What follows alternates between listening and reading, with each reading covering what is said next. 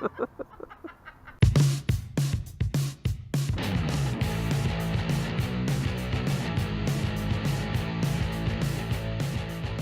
welcome back. Mike here in the RC corner. Thanks for tuning in, and I got something for you cars and trucks kind of guys. We're gonna have a nice video series or video here on this RC. Thanks to RC Moment for sending this in. Ivan and the boys down there, thanks for looking me up and hooking me up with this. This is that 1/18 scale Vortex. This is the A979-B. I've also done the short course truck series. I have the 969 and the 969B. The standard model does 50 kilometers, and this one's rated for 70 kilometer model.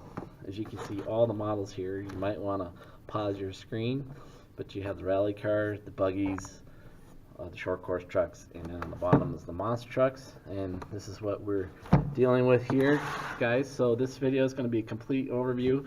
We're going to unbox it, and then we're going to run it, or we're going to unbox it.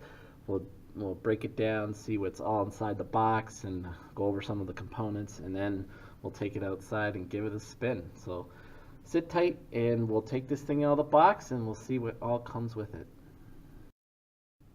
Okay, so here we go, guys, and just want to mention that if you noticed in the box part of the video, the box is pristine. It was amazingly wrapped and shipped to me from RC Moment. This is another package I got from them that's been perfectly packaged and shipped. It's coming from overseas. Unbelievable. I mean, I should hire these people to wrap my Christmas presents. They do such a great job. So I want to give them a shout out for that, because sometimes you order things from there overseas type of places, and they come a little dinged up. The box is all crunched or something like that, but so pleased with that. So let's just get through the small little items and stuff, and then we'll talk about the truck. First and foremost, of the small items, we have a little cross wrench, and that is especially if this is one of your first RCs, this will be very handy to get those wheel nuts off, stuff like that. So glad to see that came along. We have the regular 2-cell charger here. You charge off the balance port, so that's the 2-cell balance lead right there. That's where it goes from. It comes with the European style charger, so normally I don't worry about getting the converter for North America. You can always pick those up at the local electronic shop, but I have 100 of them, so it doesn't bother me that it didn't come with. But maybe you can leave a note in the order and see if they'll toss a free one in for you. Normally you do get one if you ask, so give that a try. Look at the manual here, and the manual looks good.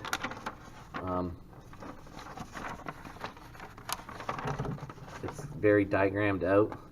As far as I can see, there is all English in this manual. And you can see they even updated some things. This is pretty much a standard manual they use for all of them. The battery has since been upgraded. It says 1500 milliamp hour 2-cell. So we'll see 70 kilometers an hour. So we'll have to try that on the GPS. But they got the blow ups, all the part numbers. Very common model, very popular model, and very well received model. This is the WLTOYS A9X9 series. So I'm super stoked to get the truck. I really like the look of the truck. Again, you get the radio, the standard fare. It's kind of got that Spectrum look to it. Of the 4X series. It takes 4 AA's here on the bottom, and one thing about these radios, especially if you get a lot of WLTOYS, these things bound on, turning off. So you can use one radio to control multiple WLTOYS RCs in your collection, so you don't need to have multiple remotes. It's up to you, and they pretty much, you can adjust the trims on the fly right here. So that's pretty cool. I love this radio. It feels really good in your hand. Easy access power button. The wheel is nice and big here, and it's foam. The antenna tucks away. I've always been impressed with this radio. It's a very common one with the WLTOYS, especially the older series. trigger feels great, and it's always happy to see this. And I know that the one that I have batteries in is going to work with my model. So there you go. Okay, now the main event, and we'll talk about the truck. I can see already there's the overspray film is on the truck, so you can peel it off at your leisure, so you get the nice shiny finish to it. And I'll already start doing it, as you can see. Pretty cool. I think the paint scheme on it looks pretty nice, the white and red, and you got the windshield and everything here. The body feels pretty sturdy, and going at 70 kilometers an hour, hitting a small little bump and jump, this thing may get on its lid and skid. And I always found that they held up pretty good. They're pretty durable, got a little bit of flex to it, but it's pretty stiff for a Lexan type body, and I've always found that they've held up very well. So I'm hoping this one does the same. And it's just whited out on the back side. The only thing I think they always could improve on is what they write on these things. We got Dash EV, favorite car, headphones. What is headphones gonna do on an RC? Perfect area, headphones. So I mean, maybe it could be a sponsor name. I'm not familiar with it at all, but I think it's kind of funny. Anyways, I think they would just be better off just leaving it alone. Okay, so we got the lid off. Let's quickly look inside. Pretty standard stuff for this type of vehicle. Velcro holding down the battery strap. It's a combined ESC receiver. We have an on-off switch that is not waterproof. We have a 540 size motor. There's no heat sink. I think that'll be fine. There's plenty of airflow that can get through here. We have a 5-wire servo. Not my favorite, because if something goes wrong, you have to get a 5-wire servo back into it in order to work. It's just not the standard 3-wire servo. Shocks are not oil filled, friction shocks. In the back here they have little preload clips on. You don't get any preload clips, so you get what you get. No adjustments, everything is standard plastic. Suspension arms and tie rods going out. The dog bones are metal. The front ones look like CVDs. It's CVDs all around. No, looks like dog bones. Well, I'll have to pull that apart and check that out a little further. Soft bumper in the front, just a stubby in the back. I don't really care about that too much. The body will absorb a lot of the abuse, but the front is more important than the back. Underneath, let's take a look. We got Phillips hardware, screws holding everything together. We have little aluminum hinge pin holders in the front and back and here, and that's a sign that that's usually these are a weak point in the suspension that break, and it's good to see that they put something on that's stronger than the average plastic that you usually get with most RCs, especially at this price point. Tires, I'd say there's no foam inside. I do like the look of them, and I do like the chevron type of tread on it, but you can hear the air just coming right out of it as you squeeze. But generally this gives a fairly good grip. The suspension is not too bouncy, it's pretty tight, so we'll see how that goes. But especially doing speed runs, you're going to be doing this on the road, tarmac, so I think that's what you're looking for. Yeah, but we'll see. I generally find, it's always a bit of a head scratch and you wonder how it's going to work, but generally with these WLTOYS models, they actually work quite well.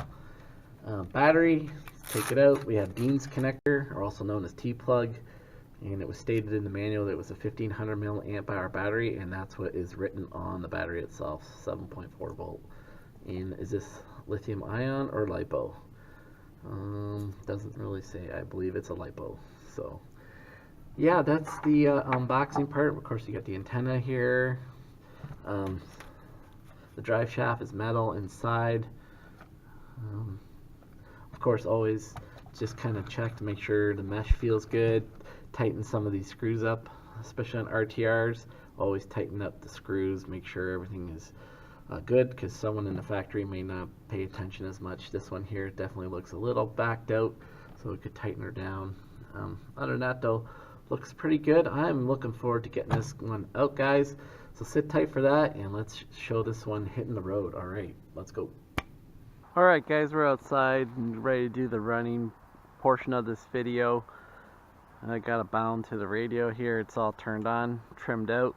I'm actually using the radio from the A979, the original model I bought a few years ago, the short course truck. That's the one that runs 50 kilometers an hour. So just to show you that if you buy a few of these models, one radio will control them if you're running them separately at one time. So let's take this out, get a feeling for it.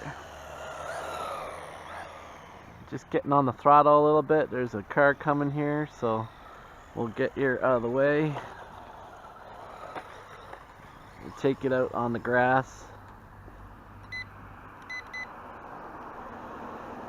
Let's play with the trim here. The one thing I noticed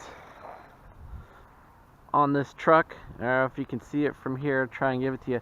You see the wheels tend to be in like that.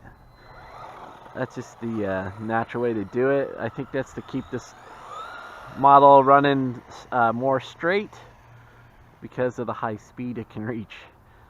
And it can really get out of control on you quickly if you're not paying attention. This one's got a little bigger wheels than the short course truck and the buggy, so it could probably give you an extra few kilometers. Whoop. Let's see if we can get her down here. The road here is crowned, and if you're not sure what that means, it means it's high in the center where I'm standing, and then it slopes off to the sides, and that's to drain it when it rains. And so it's best to run it down the middle and finesse it. It goes very fast in reverse as well.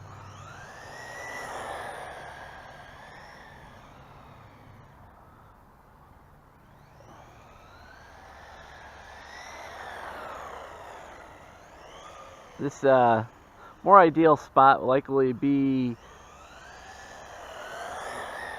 a parking lot. Take this out on, but you still have fun here.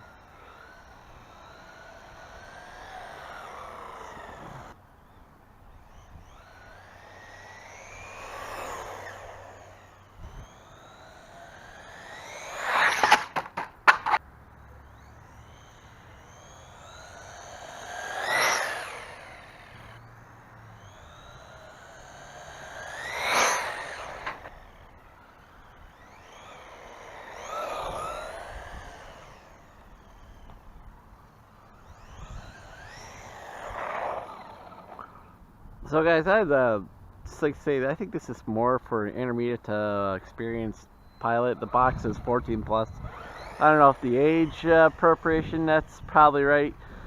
But if you never have much experience with driving RCs, this one's more of a handful. It's a lot of finesse, a lot of power, and it can get sideways and skittering on its own pretty quick. But it is definitely a total blast to drive. The 70 kilometers an hour, we'll have to run a GPS logger on it to see, but it is certainly a lot faster than the stock model. The Dash B models are a lot faster.